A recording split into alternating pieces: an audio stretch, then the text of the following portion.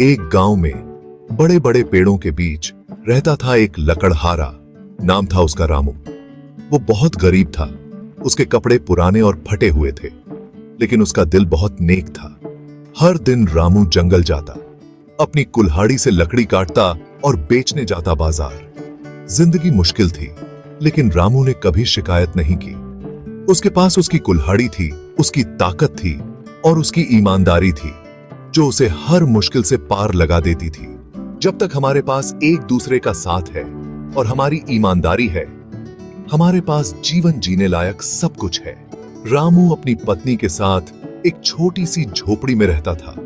दीवारें मिट्टी की बनी थीं और छत घास फूस की थी। ये कोई बहुत अच्छा घर नहीं था, लेकिन उनका अपना घर था। उनके पास बहुत कम था, लेकिन जो भी था वो आपस में बांट के खाते थे। जंगल मानो रामू का दूसरा घर था। वो जंगल के पेड़ों, चिड़ियों, जानवरों सबको जानता था। वो जंगल का बहुत आदर करता, उतना ही लेता जितनी उसे जरूरत होती थी, और जंगल भी बदले में उसका ख्याल रखता। एक दिन बहुत गर्मी थी। रामू नदी के किनारे लकड़ी काट रहा था। अचानक उसका हाथ कुल्हाड़ी से फिसल गया। कुल्हाड़ी हवा में उछली और नदी के गहरे पानी में जा गिरी। रामू अपनी आंखों के सामने अपनी कुल्हाड़ी को डूबता देखता रहा। उसका दिल बैठ गया।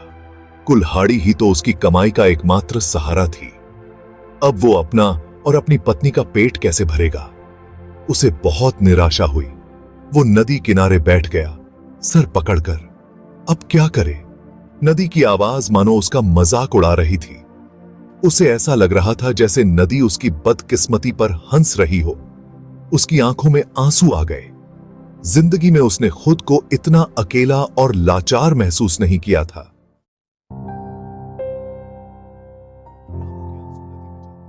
ओ नदी मां, मेरा क्या होगा? मेरी कुल्हाड़ी चली गई। अब मैं बिल्कुल बेसहारा हूं।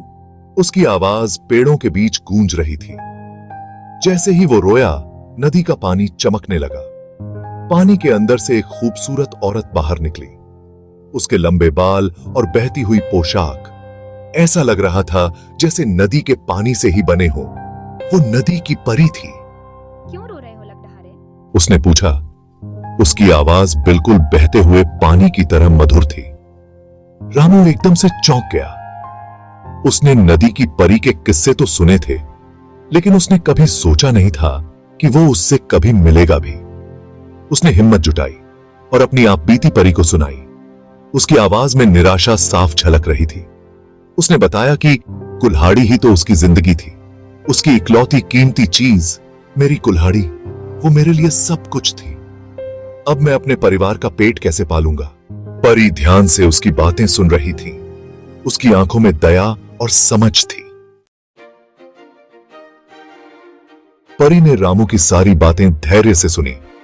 जब वो बोलना खत्म कर चुका, तो परी ने प्यार से मुस्कुराते हुए कहा, चिंता मत करो ईमानदार लकड़हारे। और उसने अपना हाथ घूमते हुए पानी में डाला।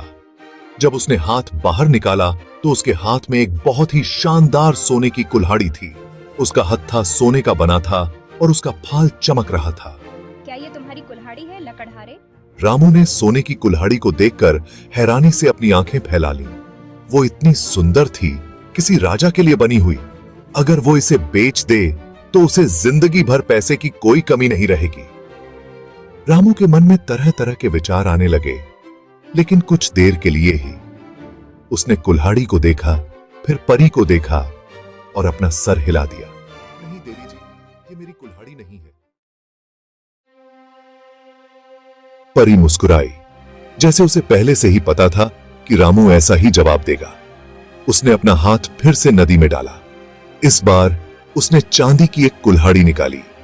वो भी पहली कुल्हाड़ी की तरह चमक रही थी। उस पर सुंदर नक्काशी की हुई थी। उस पर बैठी ही शायद ये वाली तुम्हारी है। रामू को फिर से लालच आ गया। ये चांदी की कुल्हाड़ी भी बहुत महंगी होगी।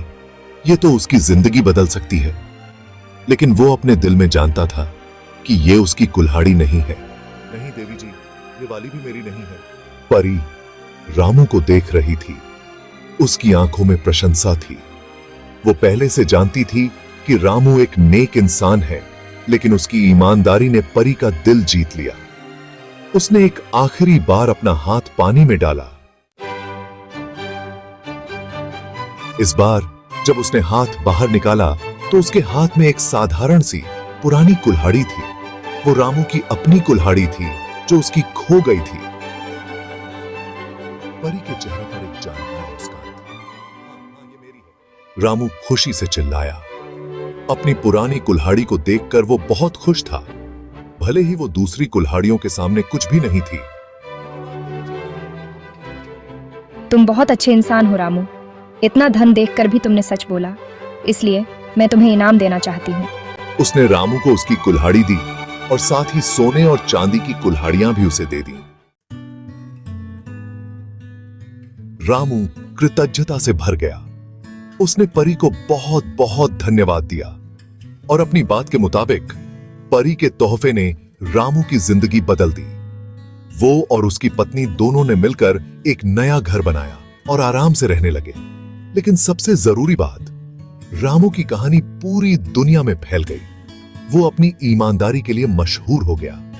उस दिन से जब भी लोग रामू के बारे में बात करते तो उसकी ईमानदारी का जिक्र जरूर करते। उसे सोने और चांदी से परखा गया, लेकिन उसने खुद के साथ ईमानदारी दिखाई और ऐसा करके उसने सिर्फ धन ही नहीं कमाया, बल्कि उसने सबका सम्मान और प्रशंसा भी हासिल की। ईमानदार लकड़हारे की कहानी गांव और उसके बाहर के सभी लोगों के लिए एक सीख बन गई। इस कहानी ने सबको याद दिलाया कि ईमानदारी लालच के सामने भी अपने आप में एक इनाम है और सच्ची खुशी धन दौलत से नहीं, बल्कि एक साफ दिल और शांत मन से मिलती है।